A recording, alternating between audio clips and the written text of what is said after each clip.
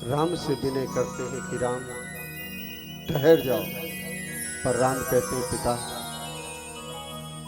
वो भी पित्र ही, वो बेटा ही क्या जो अपने पिता की आज्ञा का अनुसरण न करे, उसके वचनों का पालन न करे, अपने कुल की परंपरा का पालन न करे। राम जी प्रणाम करके चले हैं। चक्रवर्ती जी ने सुमंत्र जी को बुला करके कहा कि इन तीनों को ले जाओ, 14 दिन तक जंगल में घुमा करके फिर वापस ले आना।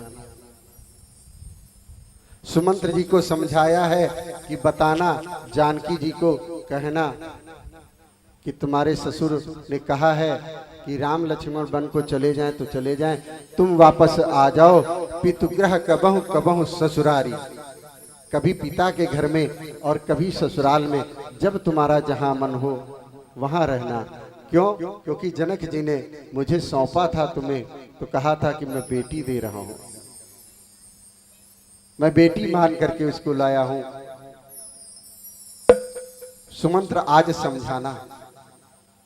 सुमंत्र जी रथ चढ़ा करके ले गए। अवधपुर वालों को हल्की सी खबर लगी है, तो अवधपुर के लोग राम के रथ के पीछे पीछे चले जा रहे हैं। चलते चलते संध्या हो गई है। तमसा नदी के तट पर पूरे अवधवासी रुके हैं। राम ने संध्या वंदन किया। कोई कुछ खा पी नहीं रहा और कह रहे मैं राम के साथ ही पूरी अयोध्या चल दी है। भगवान ने माया की और अपनी लीला से सारे अवधवासी निद्राशीन जब हो गए, तो सुमंत्र से कहा कि सुमंत्र, ऐसा रथ चलाओ कि रथ के पहिए के चिन्ह समझ में ना आवे कि रथ किधर गया है, नहीं तो ये सब रथ के पहिए के चिन्ह पकड़ करके आ जाएंगे। सुमंत्र जी ने वैसा ही किया है और ले करके चले हैं। गंगा के तट पर संगवेरपुर पहुंचे हैं। संगवेरपुर में निषाद राजगुह ने भगवान की बहुत आवभगत की है। भगवान ने श्रृंगवेर, क्यों? क्योंकि निषाद राजगुह जो हैं भगवान के बाल सखा हैं, गुरुकुल में एक साथ पढ़ते हैं। आज बहुत दिन बाद मिले हैं, तो निषाद राजगुह भगवान की जब आहो भगत किए, भगवान से कहे कि प्रभु चलिए हमारे नगर श्रृंगवेरपुर में, तो भगवान ने कहा नहीं, हमने माता पिता को सदैव वनवासी रहने का वचन दिया है, इसलिए एक वटवृक्ष के नीचे ही कुश आसन डाल करके मैया जानकी और रघुनंदन विश्राम कर रहे हैं। तो आज निषाद राजगुह ने चारों तरफ पहरा बिठाया है सुरक्षा के लिए, और स्वयं भी भगवान जहां लेते हैं उसी जगह लक्ष्मण जी और निषाद राज दोनों पहरा देने के लिए वीरासन में विराजमान हुए हैं। निषाद राज भगवान को देख करके बहुत दुखी हुए और केकई मैया को कहने लगे कि केकई मंदमती है कि जिस समय इन बच्चों के, राम के, जानकी के सुख के दिन हैं, उस समय उसने दुख बनका दुख दे दिया। कितनी मूर्ख है केकई। तो लक्ष्मण जी निषाद राज जी से जो संवाद करते हैं उसे मानस में लक्ष्मण गीता के नाम से कहा जाता है। लक्ष्मण जी ने उपदेश किया है निषाद राज को, और उपदेश करते हुए कहा कि इस संसार में सखा न कोई किसी को सुख देता है न दुख देता है, जीव अपने ही कर्म के सुख दुख का भोग करता है, नहीं को सुख करदाता, निज कृत कर्म भोग सभाता। और कहते हैं कि ये जो मोह निशा है, जिस मोह में जीव सोया हुआ है, उस मोह की निशा में भी कौन कौन जगते हैं। कहते हैं कि इसमें यही जग जामिनी जागही जोगी, परमार्थी प्रपंच वियोगी। कहते हैं इस संसार में रात्रि में जागता कौन है? लक्ष्मण जी कहते हैं एक तो जो योगी होगा वो जागता है, एक जो रोगी होता है वो जागता है, वो दर्द के कारण जागता है, एक जो वियोगी होता है वो जागता है, और एक कामी होता है, प्रपंच वाला होता है, वो जागता है। कहते हैं ये सब रात्र में जागते हैं, पर योगी का रात्र का जागना सबसे श्रेष्ठ है। क्यों? क्योंकि सखा सखा परम परमारथ येहू, मन क्रम बचन राम पद नेहू। केवल राम के चरणों में प्रेम ही सबसे परम कर्तव्य है। इसलिए योगी का रात्र में जागना सर्वश्रेष्ठ है। लक्ष्मण जी उपदेश करते हैं और करते हुए राम के स्वरूप को बताते हैं कि राम हैं कौन। लक्ष्मण जी बताते हैं, राम ब्रह्म परमारथ रूपा, अभिगत अलख अनादि अनूपा, सकल विकार रहित गत भेदा, कही लिखने निरूप ही वेदा। कहते राम पार ब्रह्म है, अनादि अनंत है, न जन्मा है अजन्मा है। राम को तुम क्या समझते हो? ये राम लीला करके स्वयं संसार को दिखा रहे हैं। इनको सुख दुख कुछ व्यापता ही नहीं है। ये पार ब्रह्म है। बहुत प्रकार से उपदेश करते हैं, तब जाकर के निषाद राज जी का जो मोह है वो नष्ट होता है और राम के श्री चरणों में प्रेम हो जाता है। ये सारी बात करते करते सुबह हो जाती है। भगवान ने बटवृक्ष का दूध मंगाया है। दूध मंगा करके जो उनके केस राजकुमार वाले हैं उनको बांध करके आज जटा मुकुट बनाया है। और जब जटा मुकुट बनाने लगे तो सुमंत्र जी हमारे व्याकुल हो उठे। जो चक्रवर्ती जी ने कहा है वो सब बताया। राम जी ने सत्य का हवाला दिया है कि सत्य धर्म न दोसर सत्य समाना, सत्य के समान दूसरा धर्म नहीं है। और सत्य यही है कि हमें पिता के वचन का अनुसरण करना चाहिए। इसलिए मैं क्षमा चाहता हूँ, पिताजी से कह दीजिएगा। लक्ष्मण जी कुछ अटपटी बानी कहते हैं, लेकिन राम जी लक्ष्मण को मना करते हैं। सुमंत्र जी से कहते हैं कि जो लक्ष्मण ने कहा है वो पिताजी से मत कहिएगा, नहीं तो उनको बड़ा दुख होगा। इधर राम ने जब बाल जटाएं बनाई है, बरबस राम सुमंत्र पठाए। जबरदस्ती सुमंत्र को राम जी ने भेजा है और स्वयं सुरसरी गंगा के तट पर आकर के खड़े हुए हैं।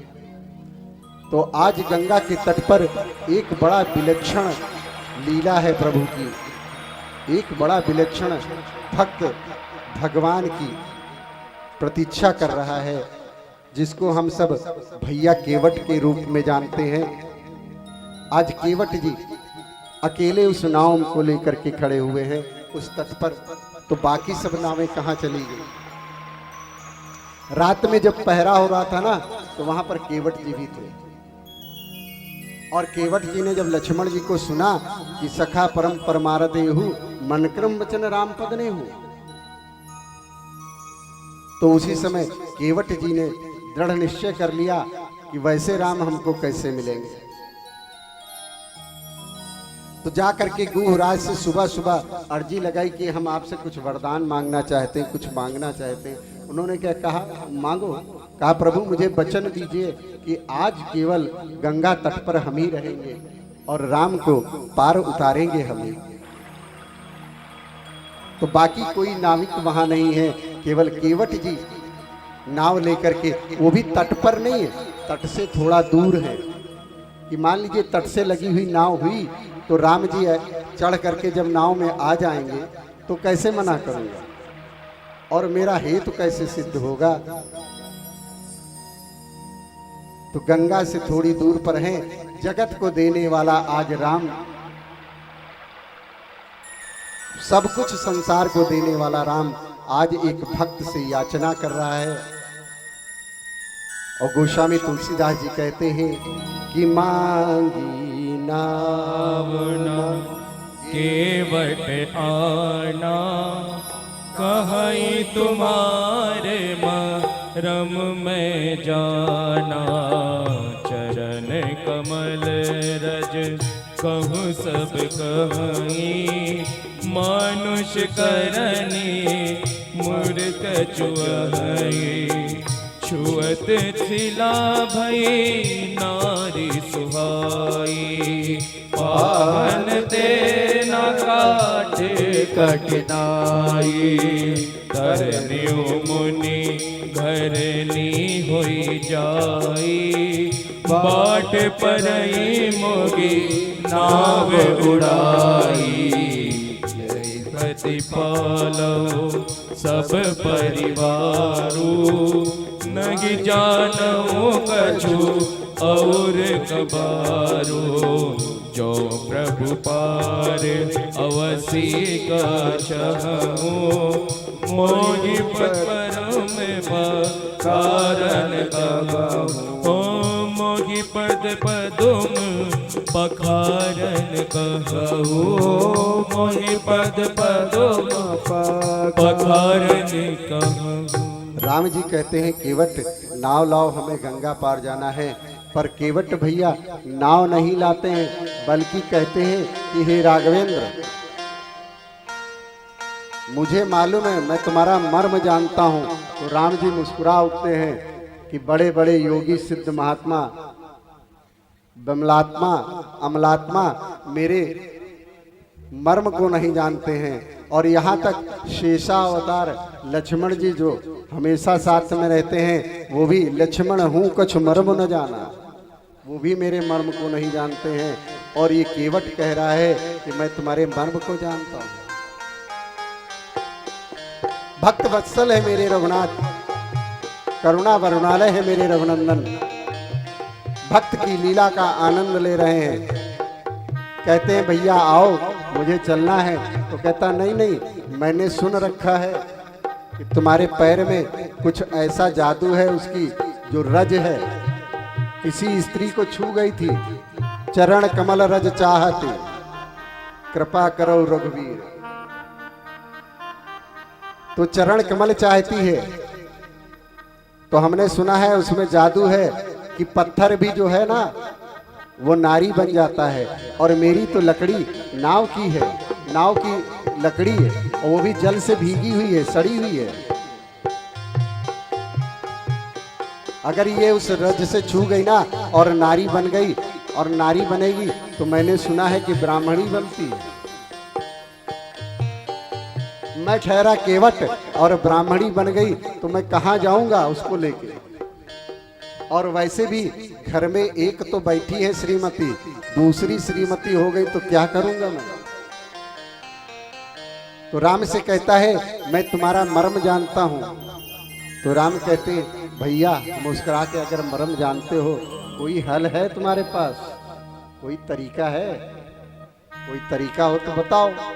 तो कहता हाँ एक तरीका है, जो प्रभु पार अवश्य, अगर आप पार जाना चाहते हैं तो मुझे अपने चरणों को पखारने दीजिए। राम जी मौन हो जाते, कुछ बोलते नहीं। तो केवट थोड़ी देर तो प्रतीक्षा करते हैं, फिर छटपटाने लगते हैं कि ये कुछ बोल क्यों नहीं रहे, कुछ बोलना चाहिए इनको।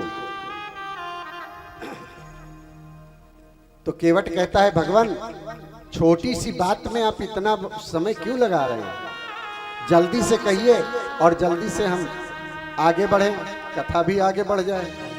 तो केवट कहता है कि भगवान बात छोटी है, सिर को हिला दीजिए। अगर आपको बोलने में बड़ा कष्ट हो रहा है ना, तो बात छोटी है, सिर को हिला दीजिए। बात छोटी है, सिर को हिला दीजिए।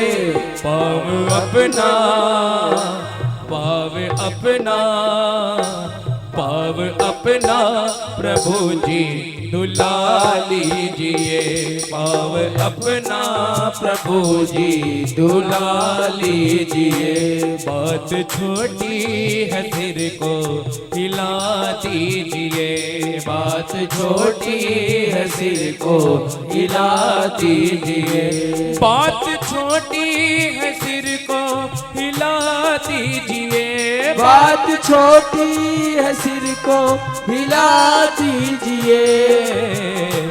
पाव अपना, पाव अपना प्रभु जी दुला लीजिए, पाव अपना प्रभु जी दुला लीजिए, पाव अपना प्रभु जी दुला लीजिए।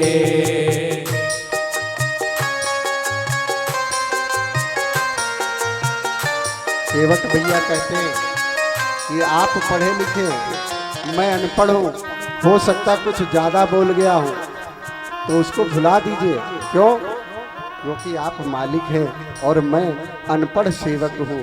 प्रभु, हम हैं अनपढ़, कोई भूल हो ही गई, हम हैं अनपढ़, कोई भूल हो ही गई, हम हैं अनपढ़, कोई भूल हो ही गई, हम हैं अनपढ़, कोई भूल हो ही गई। आप मालिक हैं, जय हो। आप मालिक हैं, आप मालिक हैं, सब कुछ बुला दीजिए, आप मालिक है सब कुछ बुला दीजिए, बात छोटी है सिर को हिला दीजिए, बात छोटी है सिर को हिला दीजिए।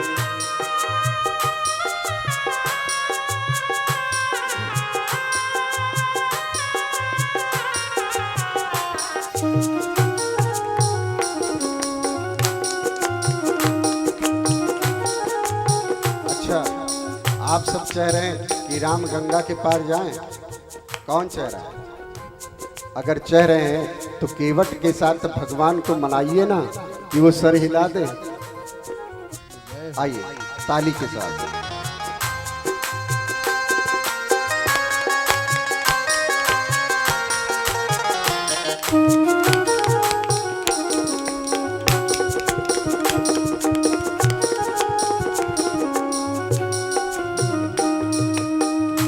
गैर मल्लाह आएंगे हरगिज नहीं, गैर मल्लाह आएंगे हरगिज नहीं, गैर मल्लाह आएंगे हरगिज नहीं, गैर मल्लाह आएंगे हरगिज नहीं।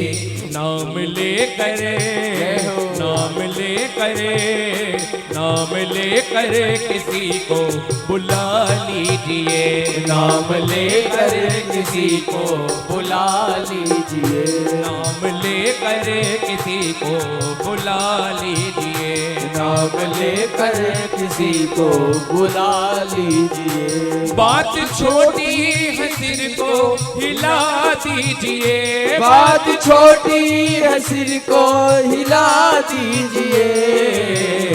पाव अपना, पाव अपना, पाव अपना प्रभु जी दुला लीजिए, पाव अपना प्रभु जी दुला लीजिए, पाव अपना प्रभु जी दुला लीजिए। कहते हैं आपको पार जाना है और हमको पार उतारना भी है, चाहत दोनों की है। जब दोनों की चाहत है रघुनंदन, तो फिर अब विलंब किस बात का है?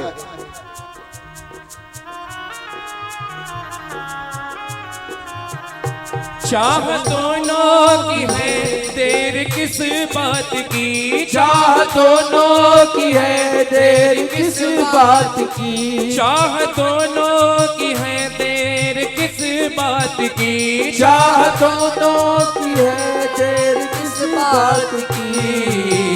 शीघ्र ही कुछ, शीघ्र ही कुछ, शीघ्र ही कुछ न कुछ फैसला कीजिए, शीघ्र ही कुछ न कुछ फैसला कीजिए, शीघ्र ही कुछ न कुछ फैसला कीजिए, शीघ्र ही कुछ न कुछ फैसला लीजिए। बात छोटी है सिर को हिला दीजिए, बात छोटी है सिर को हिला दीजिए, बात छोटी है सिर को हिला दीजिए, बात छोटी है सिर को हिला दीजिए।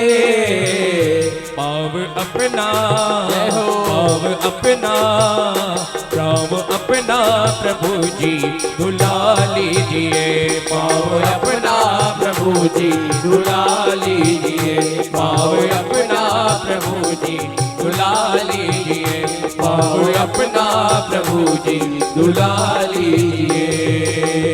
इतना कहते कहते केवट भैया भाव में बोल गए कि भगवान अगर आप सोचो कि आप नहीं बोलोगे कुछ कहोगे नहीं तो हम पार उतार देंगे।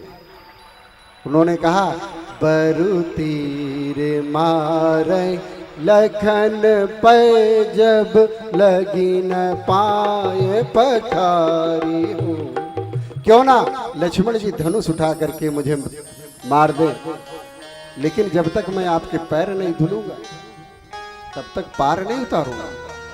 मैं महाराज दशरथ की शपथ खा के कहता हूं,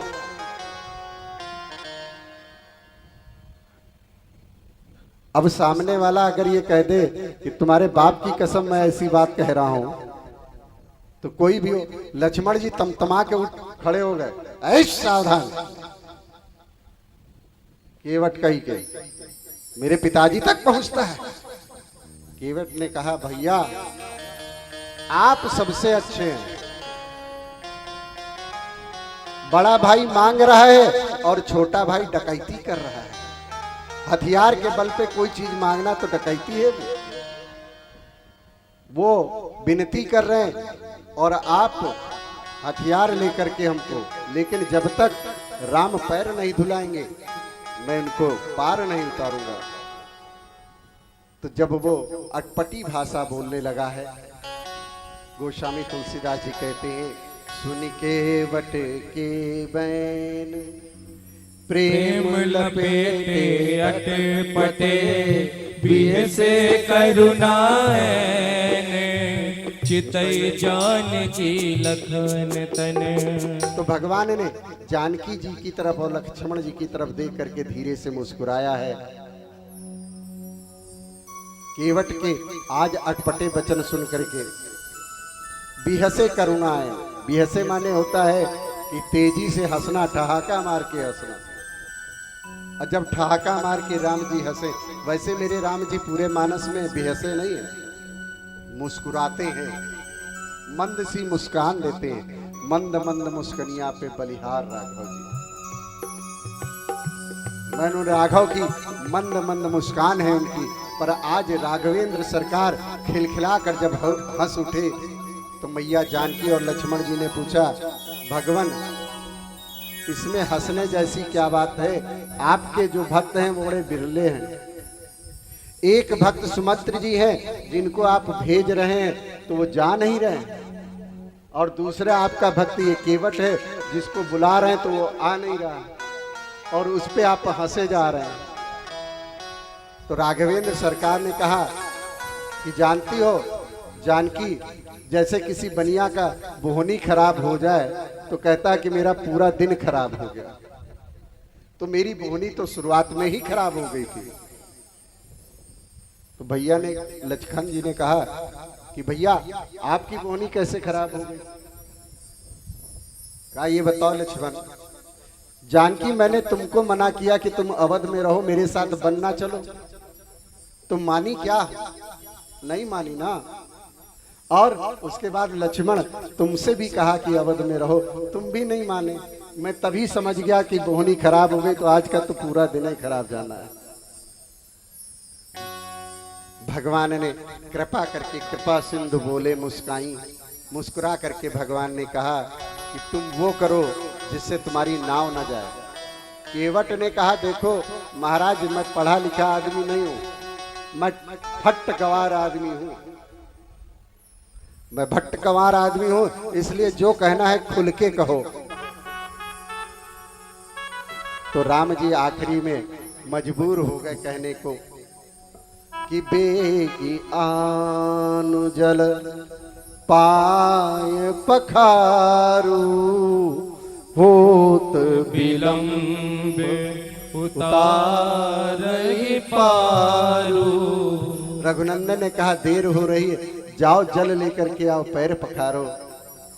अब मेरे केवट भैया तुरंत दौड़े घर की तरफ। तो लक्ष्मण जी ने पूछा, राम जी ने कहा कि केवट गंगा जी सामने है, कठौता भी तुम्हारी नाव में जल उलचने के लिए पड़ा ही होगा, जल्दी से यहीं पैर पखाड़ लो। तो केवट बोला, प्रभु हम अनपढ़े जरूर हैं लेकिन मूर्ख ना है महाराज। का मतलब? अरे कहा महाराज, त्रिवेणी नगर में राम कथा हो रही थी और मैं गया था, मैंने सुना था। वहां एक महाराज आए थे, वो बता रहे थे। क्या बता रहे थे? क्या बता रहे थे कि कोई भी सत्कर्म करो ना तो अकेले ना करो, अपनी पत्नी के साथ करो। तो मैंने भी राम कथा सुनी है। आप मतलब अनपढ़ हैं, मूर्ख नहीं है। भगवान ने कहा जय हो, जाओ भैया। दौड़ा दौड़ा घर को गया है और बोला है, हे लल्लू की मैया, हे छुट्टन की मैया, जल्दी आजा आजा। आज राघवेंद्र सरकार आए हैं, कौशल नंदन आए, उनके पैर पखारने हैं। और जल्दी से तसला लिया, कठौता लेकर के आ। उनकी धर्म पत्नी कठौता में जल लेकर के आई, अपना दौड़े दौड़े गया है, पूरे गांव को संदेश दिया कि रघुनंदन गंगा के तट पर हैं, सभी चलो। और जब मैं उनके पैर पखारूं ना तो उनको घेर के बैठ जाना, जाने न पावे। सब उसके कुटुंबी आकर के आसपास गांव वाले राम जी को घेर लिए हैं। और आज केवट, आहा, संसार में एक चीज पूछूं माताओं और बंधुओं, केवट ने कौन सा वेद पढ़ा है? हा? केवट ने कौन सा वेद पढ़ा है? कौन सी पीएचडी की है? कौन सा शास्त्र पढ़ा है? लेकिन फिर भी मेरे राम अपने भक्त के पास चल करके गए हैं। क्यों गए हैं? क्योंकि मेरे राम का एक ही सूत्र है जो आप सबको भी अपने जीवन में धारण करना चाहिए। और वो सूत्र सिर्फ एक छोटा सा सूत्र है, राम ही केवल प्रेम प्यारा, जानी ले जो जान निहारा। आज उसी प्रेम के बस में होकर के रघुनंदन केवट से पैर धुला रहे हैं। और केवट, आहा क्या भाग्य है, संसार का तीसरा प्राणी है जिसने पार ब्रह्म के चरण धुले हैं। वामन अवतार में भगवान ब्रह्मा ने ब्रह्मलोक में पैर पखारे हैं, जिससे सुरसरी गंगा प्रकट हुई है, जिसको भगवान शिव ने अपने शीश में धारण किया। और दूसरे जानकी जी को हेतु बना करके जनकपुर में जनक जी ने चरण पखारे हैं राघवेंद्र सरकार के। और आज अहेतु कृपा पा करके भक्तराज केवट भगवान के चरण पखार रहे हैं। आनंद हो रहा है कि राघव चरण जले जाते हो, आज केवट पखारे।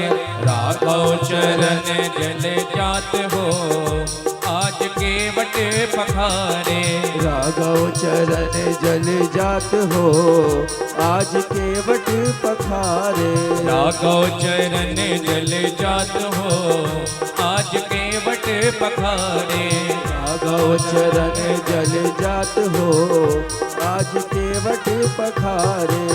छोटे कठौता में आनी के गंगा जल, छोटे कठौता में आनी के गंगा जल, छोटे कठौता में आनी के गंगा जल। छोटे कठौता में आनी के गंगा जल। फूल के प्रफुल्लित गात हो, आज केवट पखारे। राघव चरण जल जात हो, आज केवट पखारे।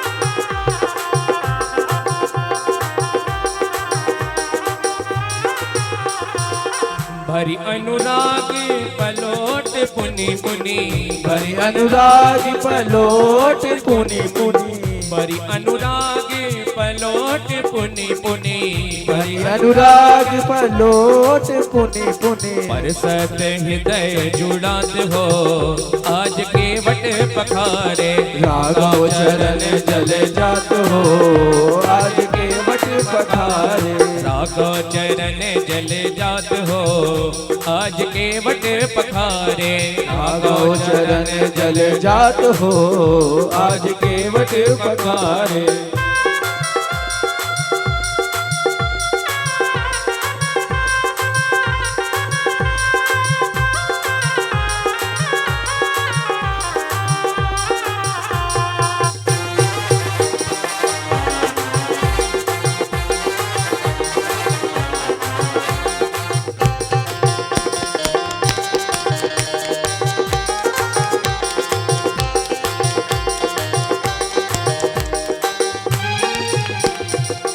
चुम चुम आखन के असुवन धोवत चुमी चुमी आंगन के असुवन धोवत चुमी चुमी आखन के असुवन धोवत चुमी चुमी आंगन के असुवन धोवत आनंद उरे ना समात हो आज केवट पखारे राघव चरण जल जात हो आज केवट पखारे राघव चरण जल जात हो आज केवट पखारे राघव चरण जल जात हो आज केवट पखारे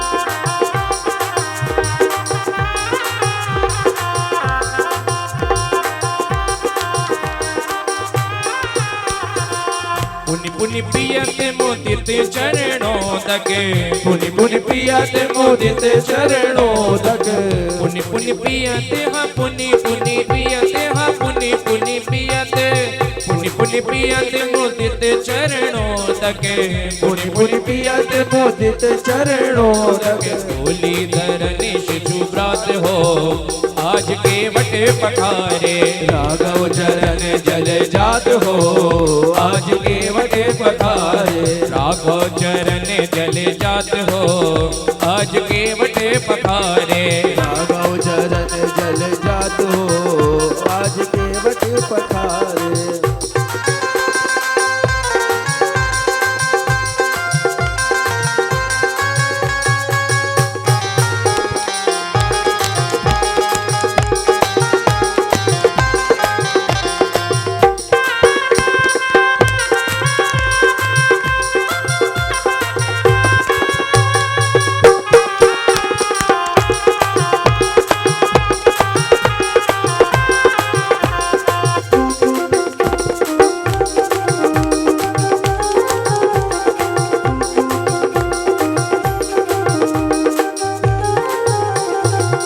बरसत सुमन हरषि नभ सुर गने बरसत सुमन हरष रब सुर गने बरसत सुमन हरषि नभ सुर गने बरसत सुमन हरष नभ सुर गने नर मुनि सीत सिहात हो आज केवट पखारे नर मुनि सीत सिहात हो आज केवट पखारे राघव चरण जल जात हो आज केवट पखारे राघव चरण जल जात हो आज केवट पखारे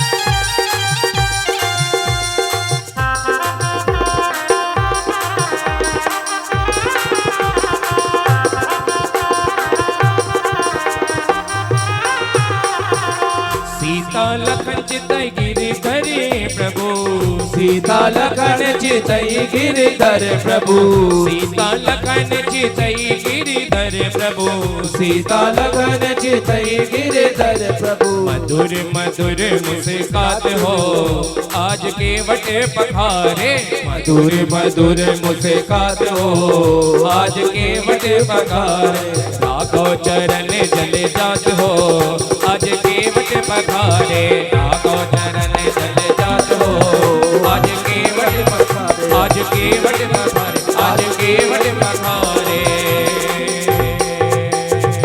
आनंद के साथ केवट जी आज चरण